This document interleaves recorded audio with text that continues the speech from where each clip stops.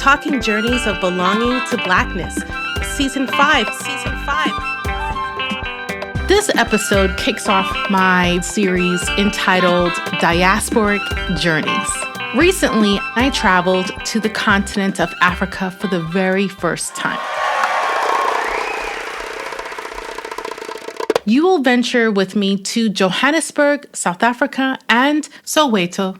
Featured in this episode is my conversation with Antoinette Sithole, the sister of Hector Pieterson, an emblem of the June 16th, 1976 student uprising, where alongside Umbuyisa Makubo, she is forever etched in that famous photograph. It's the heart-wrenching moment as Umbuyisa carried her dying 12-year-old brother Hector in his arms after police opened fire on thousands of school children who were marching against the enforcement of Afrikaans in the township schools. Afrikaans is a unique language that's spoken in South Africa and in neighboring countries. Afrikaans is a language that is really a mixture of Dutch, Khoisan, Zulu, and other languages. This mix can only have happened in South Africa. However, it was the language favored by the system because it was spoken by the white colonizers, also referred to as Afrikaners, who were running the government. And although many African people,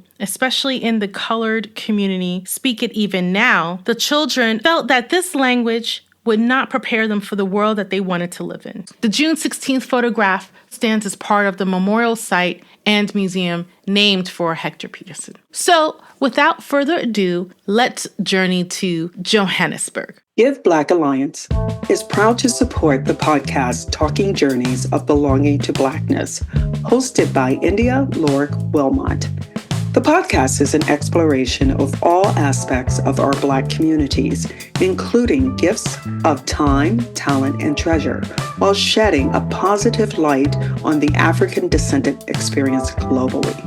The Give Black Alliance informs, reforms, and transforms philanthropy to acknowledge and partner with our communities in order to bring about equitable change for all. To learn more about Give Black Alliance, visit us at giveblackalliance.org. Standing outside the museum and facing the memorial site, Miss Antoinette Sithole describes in her own words that fateful day, the murder of her younger brother, the aftermath, and the legacy of the Hector Pieterson Museum. Check it out. My name is Antoinette Sithole, and all those names are my grannies. I love them. We really appreciate your visit. Well, the photo is right there, down there on my left-hand side, a black and white photo. And about the day, it was thoroughly planned. You know, we were told in 1975 that things are going to change in the new year. But you know how students are like. We'll see when the time comes. Yes, the new year came, and we're very excited. We just summed everything up. Whatever news you are going to be told at schools, obviously, is something exciting. It's New Year. Yes, we went to our different schools, and we were thoroughly explained that the syllabus has changed. That means already that you are going to be taught in the medium of Afrikaans, subject like mathematics, biology, physical science. You know, there and then there was disruption. Why should we learn in our oppressors' language? Where in this planet are we really going to speak Afrikaans besides in South Africa and Namibia? Well, some thought maybe in Germany or Sweden, but at the end of it all, we really had to come up with plans. Some thought we can just write a memorandum and hand it over to the Department of Education. But some said, hey, wait, by the way, we need to keep this as a secret. If not, we should be discreet. So what now? Well, the last option was to approach high school students, of which there were those subtle political organizations like Black Consciousness, South African Student Movement, South African Students Organizations. Even though it went like days later, because we're doubtful and pulling one another. And we're told that, well, we know about the situation. We are still trying to find an amicably way to resolve the matter. With us, we wanted things to happen speedily before we could reach the month of June. Well, we had to wait. While waiting, some students started to moan and groan like this is really taking long. On the 16th of June, we'll be demonstrating around SOWETO. We were very excited, but it was also emphasized that we must make sure we don't tell our parents. Oh, that was scary. But anyway, we just said we'll go with the flow. The 16th of June came. Already, we had placards with messages on, away with Africans, to hell with Africans. Actually, there wasn't much that we can write. So most of the placards were repeating themselves. On the very same day, as I was walking to my school, I saw students from other schools in groups, so you didn't tell whether they were excited or afraid. Even when I got to my school, it was time for assemblies of which we'd hold every day. We wouldn't start a class without going to the assembly. It was normal. As usual, we sang, and while we were praying, there was this disturbing sound like a big aeroplane just on top of a haze. This sequence where they would say, short ones in the front and tall ones at the back. And usually teachers concentrate at the back rather than in the front. So I was always in the front, and I loved it to bits. And in a way, I felt special. So I just told myself, well, why not take advantage of being short and investigate? Actually, the sound came from one of the nominated school, students from Morris Isaacson High School. They were singing and chanting, proceeding through our school gate. We just pretended as if we don't really know what's going on, because my principal was very cheeky, and we were so afraid of him, even neighboring schools. So he just left us there at the assemblies and approached those students. I heard him say, my children are not going anywhere. But one student said, Father, you had your chance. This is our chance. Hearing that, it was like, oh, what a relief. So we just took our school bags and put them nice on the veranda. Some just threw them there. And those who had placards, they just pulled out the placards, and we followed the procession. Yes, we went from location to location collecting students, but you'd find that in some locations, there would be about 3 to 4 schools in a row. That means a lower primary, a high school, or a secondary. And how many children would you say? Plus minus 20,000. I think it could be more, because during that time, most of the schools were overcrowded. So you'd find that you'd have a morning session and afternoon session. So obviously in one school you may find plus minus 3,000 students. And that was the only school. So can you count maybe 10 of them? So it could be more. It's only just an estimation. Our leaders told us that other schools are on the way. So while waiting, all of a sudden there was a shot. So we ran amok in confusion, running for cover, dashing into other people's homes, and it was so scary and confusing. Remember, we never told our parents, and when that was happening, well, it was something else. I'll just call that scene hide and seek. As soon as we hear the shot, we'll go into hiding, and when it's calm, would emerge back to the pavement. During that hide and seek, I spotted my younger brother on the opposite side of the pavement. I became restless. I knew he was not supposed to be there. He was too young to understand what was really going on. But still, I could not just ignore his presence. So I decided that I will call him, but I will use his cultural name, which was Zolile. Zolile means calmness. So I called out his name. He quickly looked around. You could see that he heard that somebody called out his name. I just said to him, it seems as if things are getting out of hand.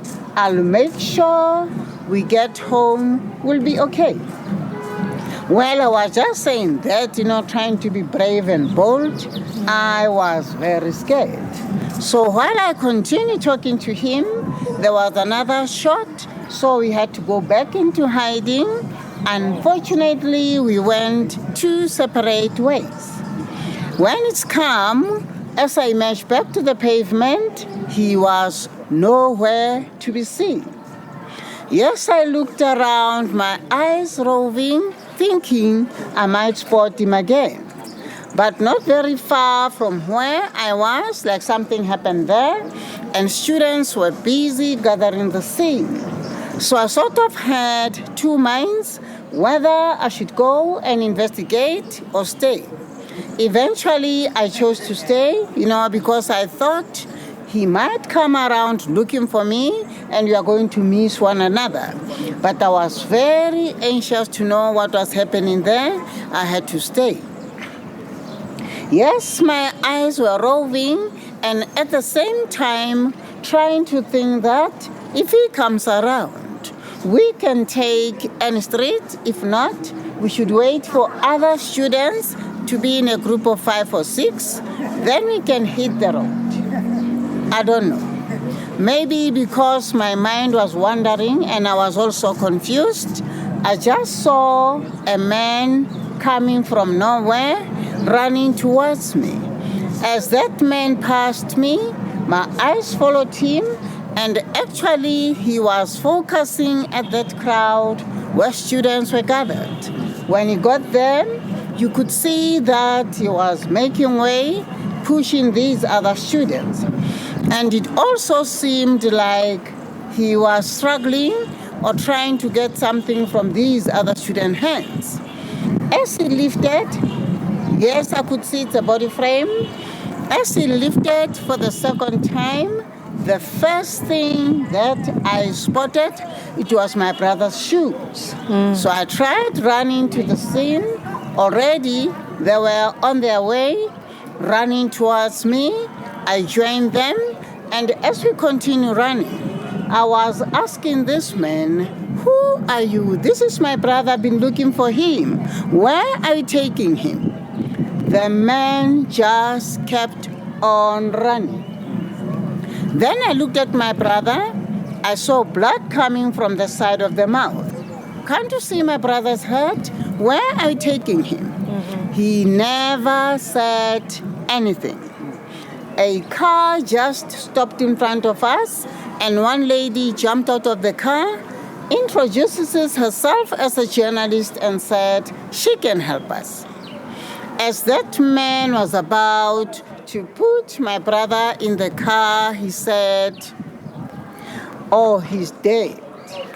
Hearing that, I was sort of like torn into two. I could see myself on the other end crying desperation. To me, it was like, this is not real. It can't be happening. The next moment, I was at the clinic, and the clinic looked very strange, like it has been long deserted. But I knew there were people there. So I had to bang, knock, windows, crying out for help. And one white doctor came out. He took my brother out of the car inside the clinic, and he said to me there was nothing more that he could do. I understood him very well. I was 16 years old. My brother was 12. And as for the man who carried my brother, he was 18 years old. And because of the photo, anyway, police were harassing everyone. But I think he felt very threatened, so he had to leave our country, went to exile in Botswana. And while in Botswana as a refugee, he got a scholarship So I had to go to Nigeria to further his education. Up to date, nobody knows what really happened to him. We only hear rumors, but we need something solid to share with the story. Yes, I stood there, trying to find myself. Then I decided, let me just go next to the window inside the clinic. And as I looked through the window, outside there, it was another chapter. In fact, students were retaliating. Like everywhere else in the morning, we have delivery vans for bread, milk. Even some of our white colleagues used to work here in Soweto as teachers, administrators, you name them. And they were caught in the act. In amusement, while I was watching the stoning of the delivery vans, already some students have looted those vans, that loaves of bread in their hands. From the other side of the window, a van came rolling down like it was stoned 3 blocks away from here.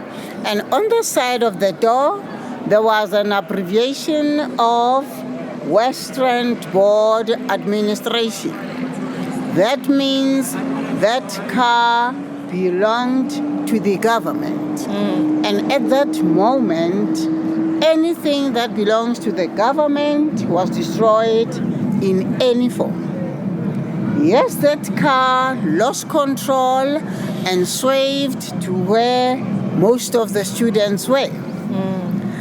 When that man was pulled out of the car, he was a white man. Each and everything that could kill a human being was used on him. You name them: knives, spades, stones, anything. I just froze.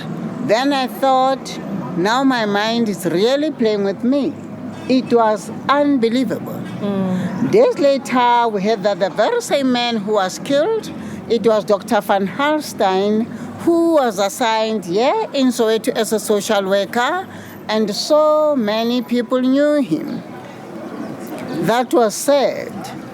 But all those who died did not die in vain. As people, we managed to take out good from bad, to live by today, to shape ourselves and our country. And so fast forward, when we think about now, we have the museum, and it's a wonderful memorial to his memory. How has that experience been to understand that he wasn't a martyr, but it was his passing served a purpose to galvanize people, and people are still interested in his life and the fight against apartheid? Well, that has been a very good move, Can you imagine? People usually ask me, what is the government doing for you? Why should the government do anything for us? Remember that the only difference is that we were in the newspapers. But the rest of us, the community in Soweto, we suffered the same. So can you imagine if I had money or my family had money? So the museum for me is the best, You remember that generations and generations will still come here at the museum to learn about our history. And maybe they can come up with something better so that we live in peace. So for me, the museum is educational. It takes you back, okay? So that along the way, you can decide. Maybe it's time to change.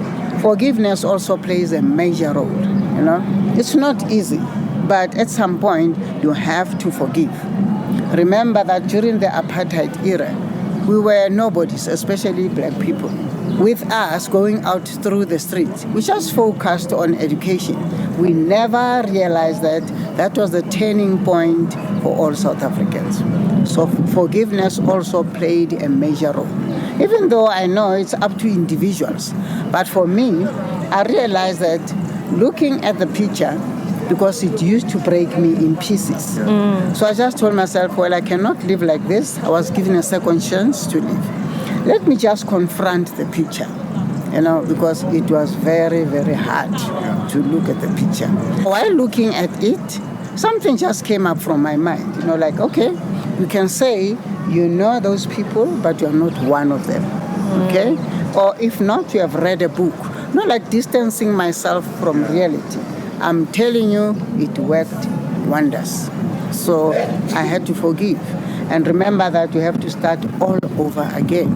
So you cannot start a new life or a clean page with baggages. One way or the other, you have to forgive. And for those who died, that they must rest in peace, but not in pieces. We as the living, we all want to live in peace. It's only that some of the things, you cannot control them. But otherwise, we all want to live in peace. For me, the museum is the greatest gift ever. For everyone, not only South Africans. As we journey through life, we meet this kind of obstacles. Okay? So, as life is complex, but it's up to individuals how they want to live their lives. That's it.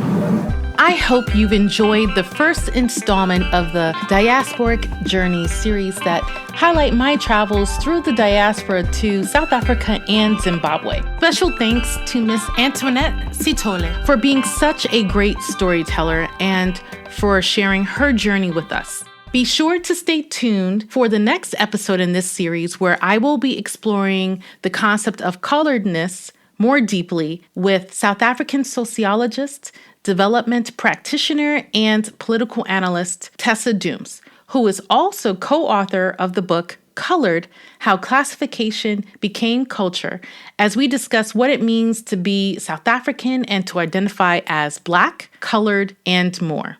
Peace and blessings to you. The journey isn't over, but this episode is. To catch the latest, be sure to subscribe to the podcast and follow us on Instagram at JourneysB2B_podcast. Thanks for listening.